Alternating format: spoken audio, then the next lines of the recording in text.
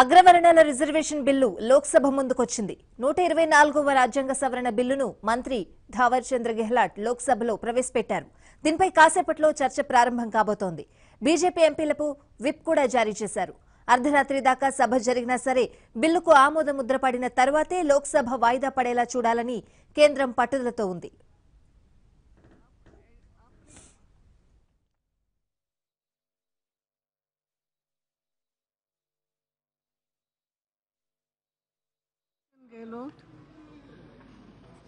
अध्यक्ष महोदय, मैं संविधान 124वां संशोधन विधेयक 2019 पुरस्कृत करता हूं। नहीं, आपने ऐसा कुछ ये नहीं दिया है, कारण नहीं दिया है। The question is that leave be granted to introduce the bill. Those in favor may say aye, those against may say no. I think the ayes have it. The ayes have it. The leave is granted. Minister may now introduce the bill. अध्यक्ष महोदय, మరోవైపు రాజ్యసభ రేపటికి వాయిదా పడింది. అయితే ఈ బిల్లును vote on account budget సమావేశాల్లో ప్రవేశపెట్టాలని అంతకుముందు కాంగ్రెస్ స్పష్టం చేసింది. అయినప్పటికీ రాజ్యసభను రేపటి వరకు పొడిగించాలని ప్రభుత్వం నిర్ణయించింది. సభను రేపటికి వాయిదా వేస్తున్నట్లు రాజ్యసభ చైర్మన్ వెంకయ్య ప్రకటించారు. ఈ నిర్ణయానికి వ్యతిరేకంగా కాంగ్రెస్ సభ్యులు సభలోనే ఉండి నినాదాలు చేస్తూ నిరసన తెలిపారు.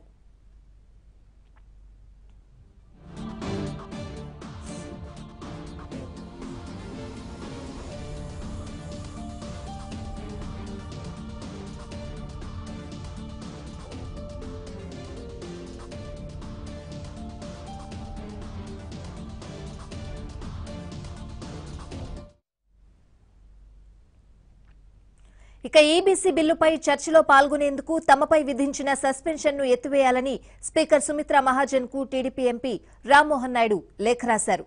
ఈబీసీ బిల్లు చర్చ ఎంతో ప్రాధాన్యంతో కూడుకున్నదని, తమకు చర్చలో అవకాశం కల్పించాలని, అందుకే సస్పెన్షన్ ను ఎత్తివేయాలని లేఖలో కోరారు.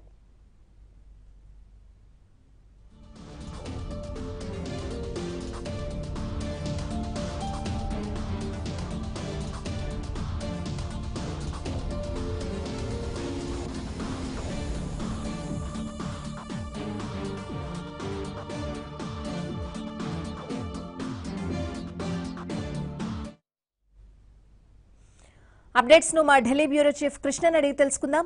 కృష్ణ, ఎంతసేపట్లో లోక్సభలో చర్చ మొదలయ్యే అవకాశం కనిపిస్తోంది? స్వాతి, మరికొద్ది సేపట్లో దీనికి సంబంధించినటువంటి అగ్రకులాల్లో పేదలకు 10% రిజర్వేషన్ కల్పించే అంశానికి సంబంధించినటువంటి బిల్లుపై చర్చ జరిగే అవకాశం ఉంది. ప్రస్తుతం సిటిజన్షిప్ కు సంబంధించినటువంటి బిల్లుపై చర్చ కొనసాగుతుంది. ఈ బిల్లు తర్వాత ఈ యొక్క అగ్రకులాలకు సంబంధించినటువంటి పేదల రిజర్వేషన్ కు సంబంధించిన బిల్లుపై చర్చ జరుగుతుంది. 2 గంటల సమయంలో, నిజానికి 2 గంటల సమయంలోనే దీనిపై చర్చ కొనసాగుతుందని అందరూ భావించారు. 12 గంటల సమయంలో గెహ్లాట్, దీనికి సంబంధించిన థావర్ చంద్ గెహ్లాట్ ఈ బిల్లును లోక్సభలో ప్రవేశపెట్టారు. అయితే 2 గంటల నుంచి సాయంత్రం వరకు కూడా దీనిపై చర్చ జరపాలని ముందుగా లిస్ట్ అయినటువంటి బిల్లులపై చర్చ ఇంకా సుదీర్ఘంగా కొనసాగడంతో ఈ బిల్లుకు సంబంధించిన చర్చ కొంత జాప్యం కాబోతుంది. రాజ్యసభలో చూసుకుంటే ఈ బిల్లును, అగ్రకులాలకు సంబంధించినటువంటి రిజర్వేషన్ల బిల్లును ఈ రోజు లోక్సభలో పూర్తి చేసి రేపు రాజ్యసభకు పంపించాలనుకున్నారు. నిజానికి ఈ రోజే 2 సభలు కూడా నిరవధికంగా వాయిదా పడాల్సి ఉంది. ఈ రోజు లోక్సభ నిరవధికంగా వాయిదా పడుతుంది. కానీ ఈ బిల్లు లోక్సభలో పాస్ అయిన తర్వాత రాజ్యసభకు రేపు వెళ్లాలంటే రాజ్యసభ రేపు కొనసాగించాల్సిన అవసరం ఉందని కేంద్రం భావించింది. ఆ మేరకు వైస్ చైర్మన్ వెంకయ్య నాయుడు కూడా కేంద్ర ప్రభుత్వం విజ్ఞప్తి చేసింది. కానీ రాజ్యసభ బీఏసీలో ప్రతిపక్షాలు మాత్రం ఈ రోజు రేపు ఈ యొక్క రాజ్యసభను రేపు కొనసాగించడానికి అంగీకరించలేదు. అయినప్పటికీ కూడా ఈ రోజు జరిగినటువంటి సమావేశాలను నిరవధికంగా కాకుండా రేపటికి వాయిదా వేస్తూ డిప్యూటీ చైర్మన్ నిర్ణయం తీసుకున్నారు. దాంతో కాంగ్రెస్ తో పాటు ప్రతిపక్షాలకు సంబంధించినటువంటి సభ్యులందరూ కూడా ప్రస్తుతం వెల్లోనే బైఠాయించి తమ నిరసనను వ్యక్తం చేస్తున్నారు. ఈ యొక్క సభను వాయిదా వేసి వెళ్లిపోయినప్పటికీ కూడా వాళ్ళు నిరసన కొనసాగిస్తూనే ఈ రోజే శానిటైజ్ చేయాలంటూ కాంగ్రెస్ తో పాటు మరికొన్ని ప్రతిపక్షాలకు సంబంధించినటువంటి సభ్యులు ఇంకా ధర్నా కొనసాగిస్తున్నారు. ఈ రోజు రాత్రంతా కూడా తమ ధర్నా కొనసాగుతుందని కాంగ్రెస్ నేతలు చెబుతున్నటువంటి పరిస్థితి. మరోపక్క రాజ్యసభలో మరో గంట అరగంట సమయంలో దీనిపై ఈ బిల్లుపై చర్చ కొనసాగే అవకాశం ఉంది. స్వాతి. Thank you.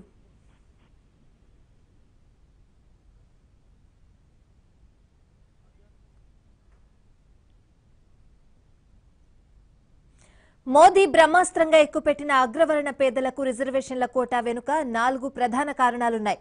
ఇందులో మొదటిది ఎస్సీ ఎస్టీలపై వేధింపుల నిరోధక చట్టం. ఈ చట్టంలోని కొన్ని నిబంధనలను న్యాయస్థానం తిరస్కరించినా ప్రభుత్వం పునరుద్ధరించింది. దీనిపై ఆగ్రహంతో ఉన్న అగ్రవర్ణాలను బుజ్జగించడానికే ఈ నిర్ణయాన్ని తీసుకునుండొచ్చన్న అభిప్రాయాలున్నాయి.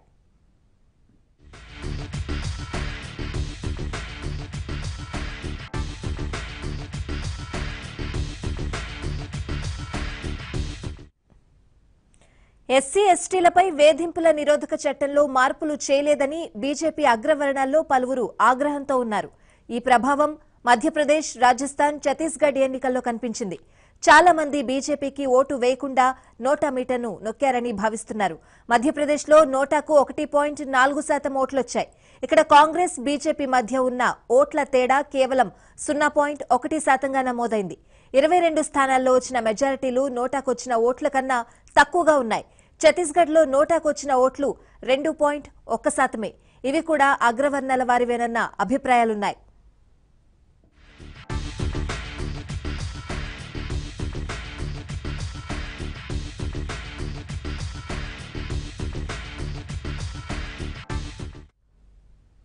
ఇక రెండోది ఉత్తరప్రదేశ్లో అగ్రవర్ణాలను కాంగ్రెస్ కు దూరం చేయడం మరో లక్ష్యం.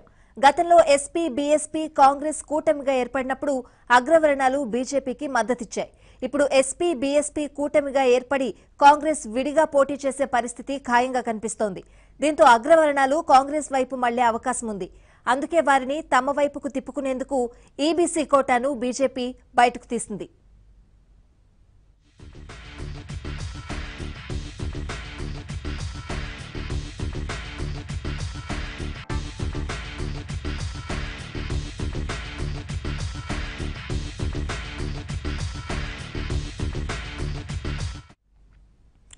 ఇక మూడో కారణం బీఎస్పీని ఇరకాటంలో పెట్టడం.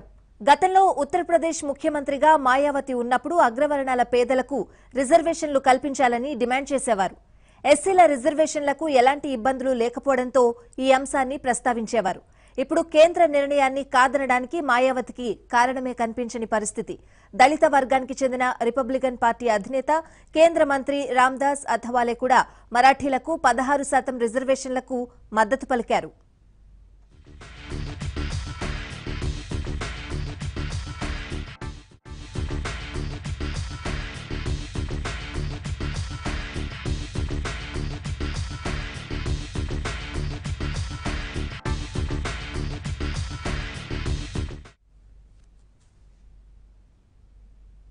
అయితే కాపులు, రజకులు, వాల్మీకిల రిజర్వేషన్లు ఇవ్వాలని కేంద్రానికి నివేదిక పంపామని, వీటిని ఓకే చేస్తేనే ఈబీసీ కోటాకు మద్దతిస్తామని కొద్దిసేపటి క్రితం కర్నూలులో చంద్రబాబు ప్రకటించారు. ఎన్నికల కోసమే ఈబీసీ కోటాను కేంద్రం తెర మీదకు తెచ్చిందని చంద్రబాబు విమర్శించారు.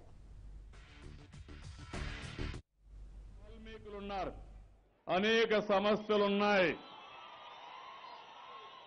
ఎప్పుడు కూడా తెలుగుదేశం పార్టీకే మీరున్నారు. పక్క రాష్ట్రంలో మీరందరూ కూడా ట్రైబల్ గా ఉండి ఇక్కడ మాత్రం మీరు ఇక్కడ బీసీసీలో ఉండే పరిస్థితి ఉంది. అందుకే నేను ప్రొఫెసర్ సత్యపాల్ కమిటీ వేశాను. ఆ రిపోర్ట్ అధ్యయనం చేశాం. అధ్యయనం చేసిన తర్వాత కేంద్రానికి పంపించాం.